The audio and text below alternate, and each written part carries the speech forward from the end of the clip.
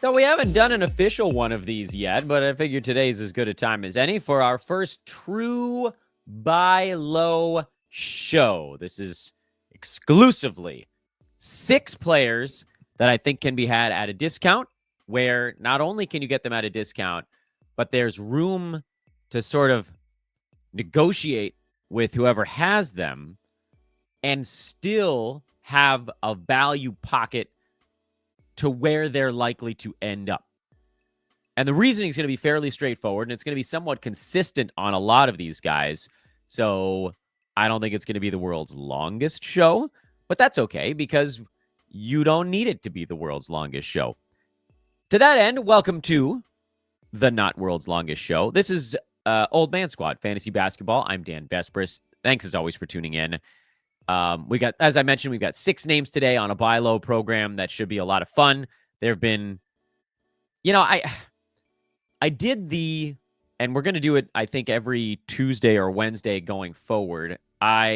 We had that like who's firing up the board, who's going down the board, and that allowed us to do kind of like a lightning round. These are guys that might be tradable right now.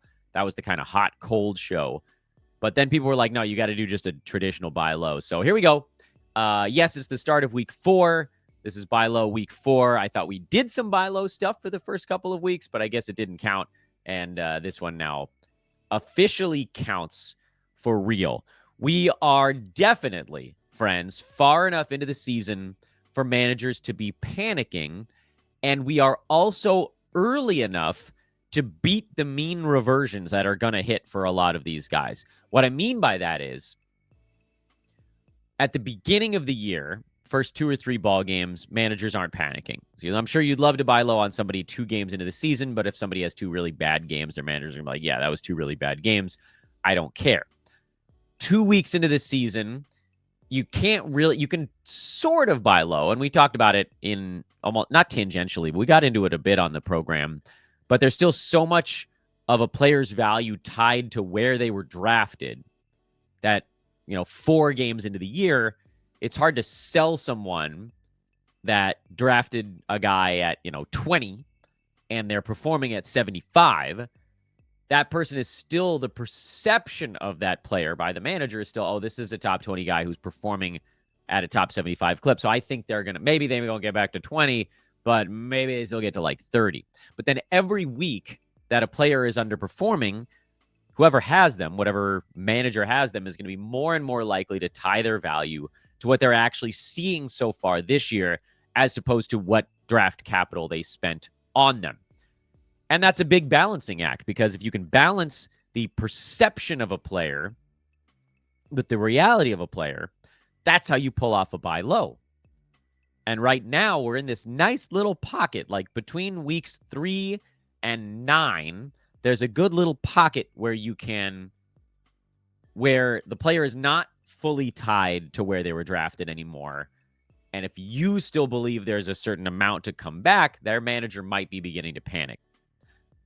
Friends, BetOnline is the world's most trusted betting platform and your number one source for online betting. From the earliest odds to in-game live betting, BetOnline provides you with all the action and the ability to watch the games as they're happening.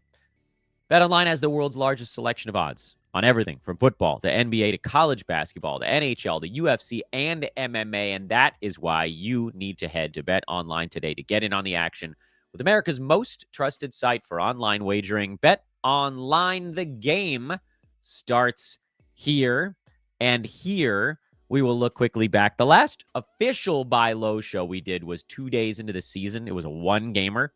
And these were the 1, 2, 3, 4, 5, 6, 7, 8, 9 names that I threw out who all had a bad first game. And it's a little silly, but I want to go over it. And I want us to do this after each of our buy low shows. How's a guy doing? However, Tyrese Halliburton was sort of like the crown jewel of that one. And it took him 3 weeks really to have his first gigantic game. But he's starting to come around now because that gigantic game happened over this most recent weekend. And it also highlights that when you do a buy low, it doesn't always work the first second you do it. You've been able to buy low on Halliburton for 3 weeks. Teams are starting to give up on him and give him up for hot third rounders. It doesn't always work right away.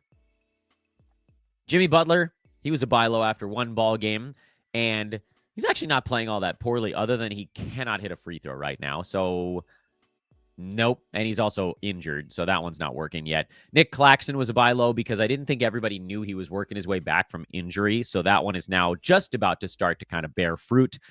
Bogdan Bogdanovic had a bad first game, and then he got shut down for a month, so that one didn't work out very well. Cat had a bad first game, and now he's a first rounder. When I talk about one that worked and worked quickly, Karl Anthony Towns is basically that one. He is number 6 in 9-cat at the moment. Jalen Suggs, believe it or not, had a bad first ball game because he was in foul trouble, and then he went on a vicious run, and now he's back into a little bit of a mini slump. But overall, that's actually been a win after one ball game.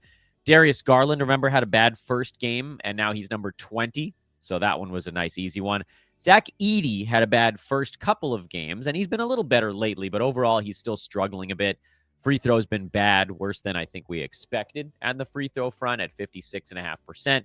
The blocks are only at 0.9, but if his minutes continue to hang around 20, if he can get him up to 22, something like that, I think this one actually could still be okay. Although I don't know that I would say, like, this is a guy you need to go get. And then Tobias Harris was ranked like 140th after the first couple of games. He's up into the 70s now. Still not where you want him, but certainly well on his way. So that is just a quick look at the 9 names we threw out there after one game of basketball. It was more of an exercise than a real thing. But a few of those early draft picks have already kind of turned things around. But let's get into the 6 names we're going to look at on today's show, and I'm going to work my way from sort of top to bottom on this one. And the big name on the board is Lauri Markkanen, who's currently ranked number 114. I still have him projected inside the top 25, and I haven't really seen anything to make me think otherwise. Basically, first of all, he's playing under 30 minutes a game so far, and I know that there's shutdown risk. There's really nothing I can do to mitigate the fears around that. But if you're looking at this year versus last year, Markkanen took 16 shots a game last season in 33 minutes a night. This year, he's at 13 shots a game in 30 minutes a night. That's going to come up. It'll be okay. Last year, he was at 0.9 steals and 0.5 blocks a night. This year, he's at 0.8 steals and 0. He doesn't have a block through his first 6 games, so he's a few under on that one. Last year, 90% foul shooting. This year, 86. Likely, one would assume, to trend up a little bit.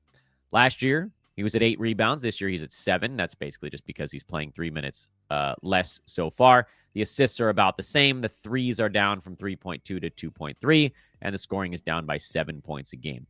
But the big one is that Markkanen is shooting 36% from the field. He's been ice cold and had back spasms.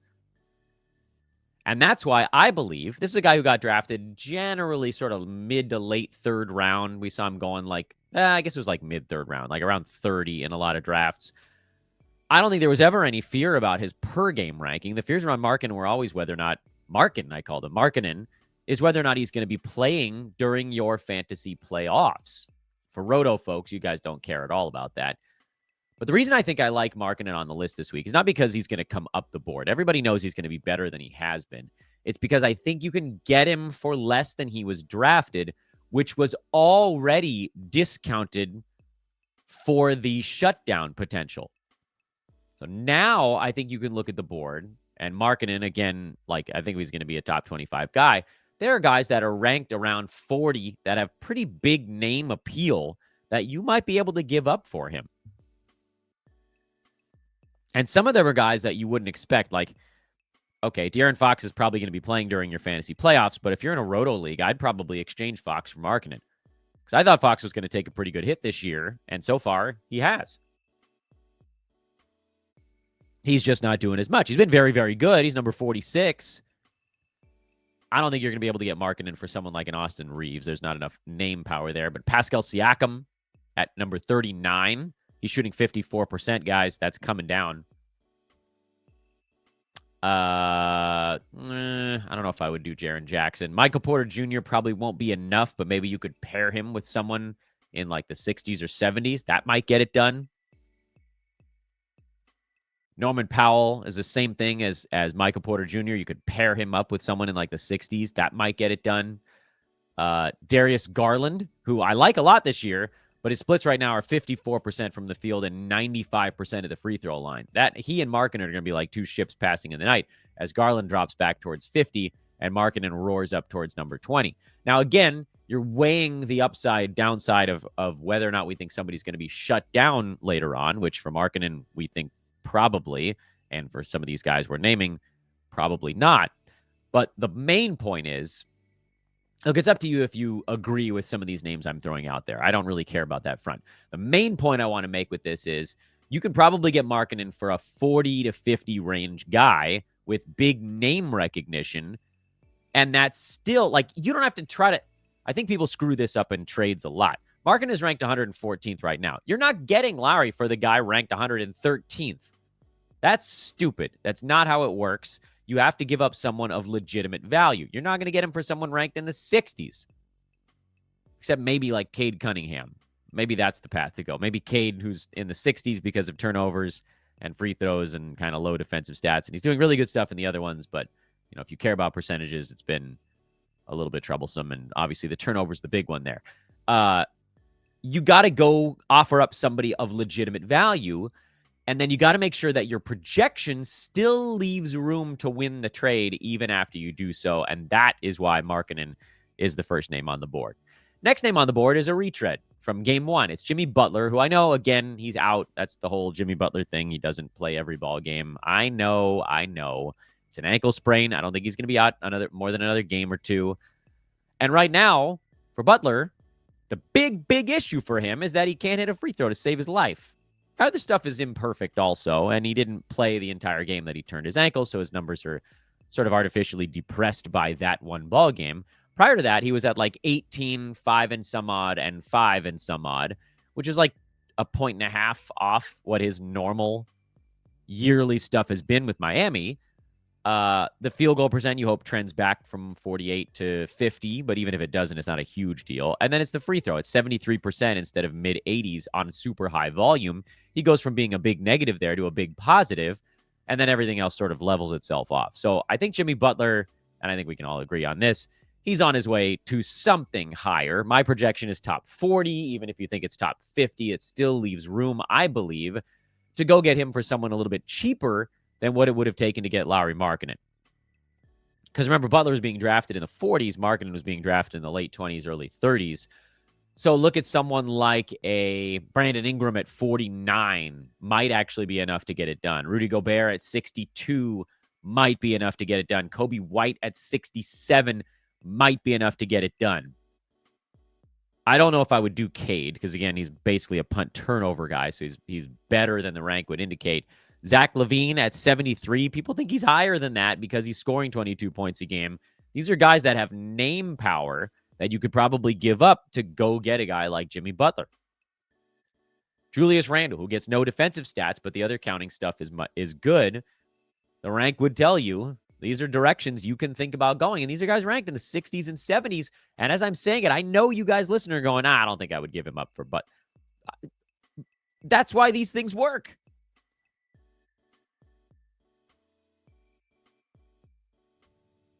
Third name on the list today, since you guys have heard me talk about Butler enough, is Freddy Van Vleet. Not that we haven't talked about him a grand deal over the ages. He's number 77 right now. I still have him projected as a top 30 player. Actually, a chance for him to even go higher than that if things do settle in. And I think you could get him for someone similar, maybe a little bit more pricey than what you had to give up to get Jimmy Butler. But people are super pissed about Freddy Van Vleet now, maybe even more than some of the other names, even though he's ranked higher, which is crazy, by the way, that people are just like, oh, Freddie's been the absolute worst, blah, blah, blah. You drafted him like right around where you took Markkanen, and he's 40 slots better, and yet everybody wants to kill Van Vleet. The problem here is very clear. He's shooting 75% at the free throw line, 37.5% from the field, and the other stuff has generally been okay, but his teammates also can't hit a shot. It's not that the role has shifted considerably year over year. Van Vleet is still playing a truckload of minutes. Last year he was at 36.8. This year he's at 35.6. It's a lot. It's a lot. But he's 4% under his field goal percent. He's 11% lower at the free throw line. And his team can't shoot. So his assists are down because he's passing the ball to guys who throw bricks up at the rim. Freddy Van Vleet is well on his way to scoring an extra 2 to 3 points per game when the numbers level off, an extra assist per game when the numbers level off. The threes will come up from 2 to probably 2.5 to 3 range. It's just not that big of a change. And the shot number's down a little bit. He's from 13 and change to 12 and change. And I guess you could point to that and say, oh no. But also, like, he was number 18 last year. So even if he doesn't get all the way to 18, you're still fine. The Rockets as a team are going to get better on offense. You've got to think that, because no one can shoot on the team right now. And at some point, someone's going to make a damn bucket. And then they'll go on a little bit of a run. And he'll go on a little bit of a run. And also, guys are going to get hurt, and so on and so forth. And then everything will be fine. And so with VanVleet, I think you can probably get him for someone not that far off that Butler range, maybe just the tiniest bit more expensive. Or maybe you could get him for Zach LaVine, and they're ranked right next to each other right now. And one of those guys is way underperforming, and the other one is doing about as well as he probably is going to do. But you could go higher. I don't care. Go Franz Wagner. He's at 57. That would probably get it done. Gobert at 62 might get it done. Maybe not. That might not be enough. Adebayo at 56 would probably get it done. Do I want to go Fox at 46? Kind of a different build, I guess. Suggs, Reeves, Anunoby, Beal, Siakam. I'd rather have Freddie Van Vleet than all these guys. Next name on the list, if my thing would shift, there we go, is Josh Giddey. Did I accidentally go 2 pages instead of 1? Did I skip one? Oh, you know what? I screwed it up. I only have 5 names on the board. That's what I got wrong.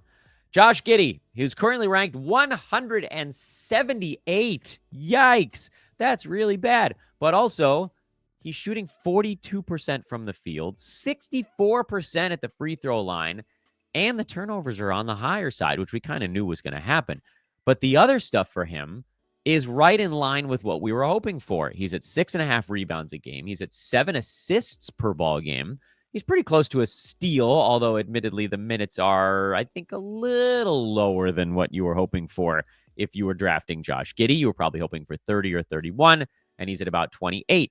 But right now, he's sort of right on pace to be what he was during that last year in Oklahoma City. And the hope is that his free throw number is more like last season, not the last year in OKC, the last year that he was actually a factor in OKC. So if the field goal gets back up where it's been pretty much throughout his career, which is high 40s, and the free throw gets up near 80, which is where it was last season, and then everything else stays pretty much the same, he was 112th during that last functional year in Oklahoma City, so not this most recent season where he got kind of phased out.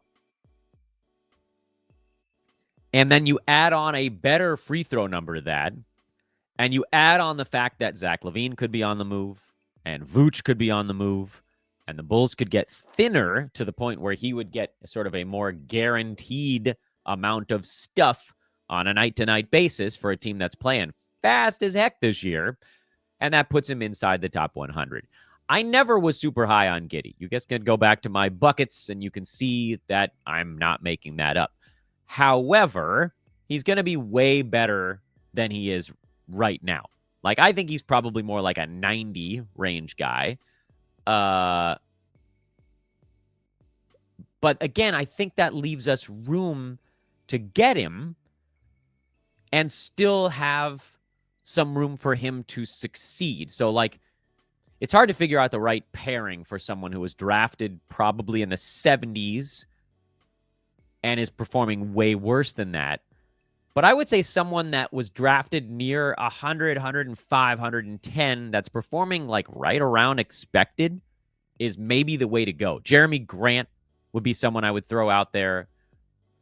Jalen Green, I would definitely throw out there because I think he's going the wrong way. Terry Rozier is someone I would throw out there. I don't think DeAndre Ayton is going to be enough, oddly, right now because things are really gross in Portland at the moment. Cam Thomas, you might just want to see how many times he scores 35 points.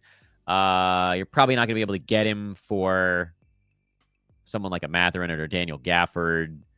Is there anybody that's a little bit farther back that would make sense? A little farther forward that's about to drop off? Al Horford, I would try it. I don't think it's going to work. Maybe Tyus Jones is an intriguing option. Royce O'Neal won't get it done. That's not enough. I don't think I'm going any higher than these guys. Lou Dort won't be enough. LeVert, I don't think would be enough. You could try those names, but I don't think it's going to get you Josh Giddey. So explore with some of those names, like guys running hot in the 75 to 100 range, guys running kind of average in the 90 to 110 range. And I think you might be able to pull this one off with a little bit of room for him to actually clear that marker. And finally, our last name on the list is an extremely boring player by the name of Jrue Holiday, who's currently ranked 142. I have him projected to get up to around the 80 range, and nothing I've seen so far has knocked me off of that, despite the fact that he has been really boring to this point.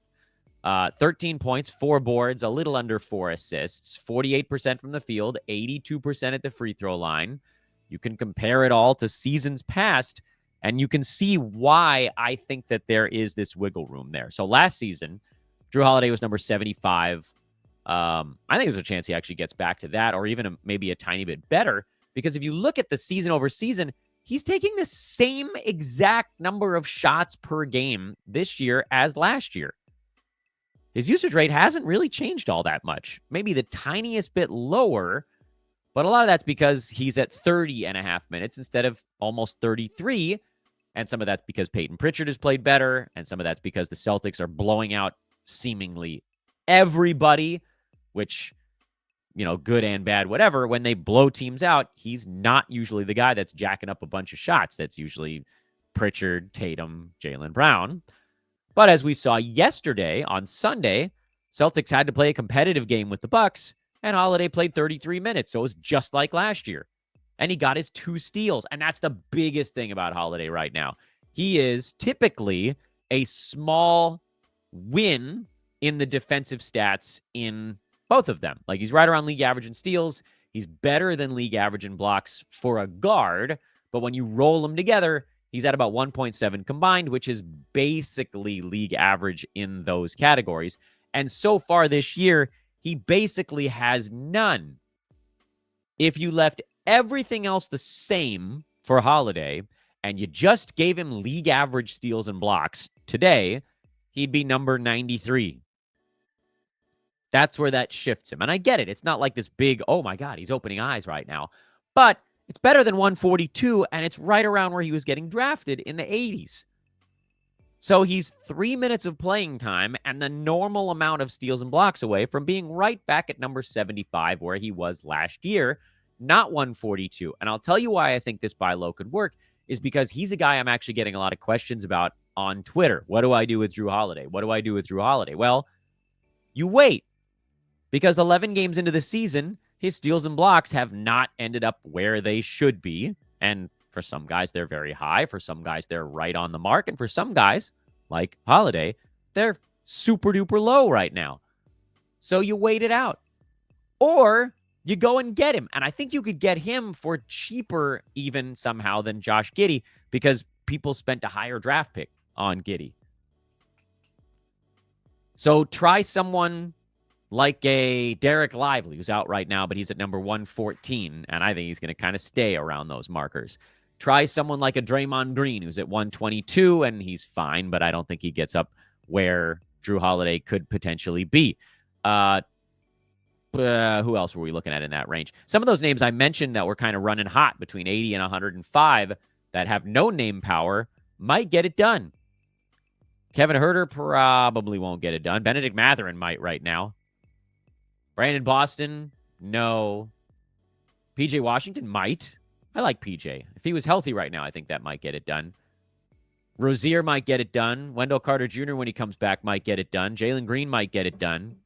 Jeremy Grant might get it done. There are a lot of names I think you could try if Okongwu has a good ball game at any point ever again, with Larry Nance now also playing center. That might get it done. So I think we got an opportunity here. And Jrue, I know he's the lowest name on today's board, but that's just because he had the latest ADP of any of the guys we've talked about. but he might be the easiest one to really sort of spot what's wrong. One of these things is not like the other side of deal. He's going to roll in, and one of these ball games, he's going to get 3 steals and 4 blocks, and then it's all going to level off, and you're like, oh, right, okay. And that's all it's going to take. He's going to jump from 140 to like 100 in one big defensive stat game. I can almost promise it. Or maybe I can't promise it. Maybe it's just like 6 games in a row, he gets 2 steals and a block over and over and over and over again, and then the averages just find their way back to where they always are. They could even be better. Porzingis is still out, remember. But it may also coincide with Peyton Pritchard cooling off, just as a sort of tangential note. So again, on this one, quick recap for those of you that are following along. The buy lows of week 4 are Lauri Markkanen, Jimmy Butler, Freddy Van Vleet, Josh Giddey, and Jrue Holiday. If you have any thoughts, throw them in the comments section. Maybe we can work through some possible trade ideas there. I forget how many of these guys actually play tonight. 2 of them? 3 of them? 2 or 3 of them play tonight. So their values may change by the time we talk about this again tomorrow or the next day. But let's see what you can get done. I think these are fairly straightforward ones, and I think we can pull off at least a handful of them. Thanks for watching, everybody. Please remember to hit that like button. Subscribe on your way out. Drop that 5-star review on Apple and Spotify. Join our very free Discord, and check out the attached free Google Sheet. That's where I got all sorts of stuff that I'm working on every day, and that's all out there as well. And I'll see you guys on Twitter, @DanBesbris. That, of course, is where we do all of our work in the middle of the day and on in through the evening before we loop it back around to some more podcasts the following morning.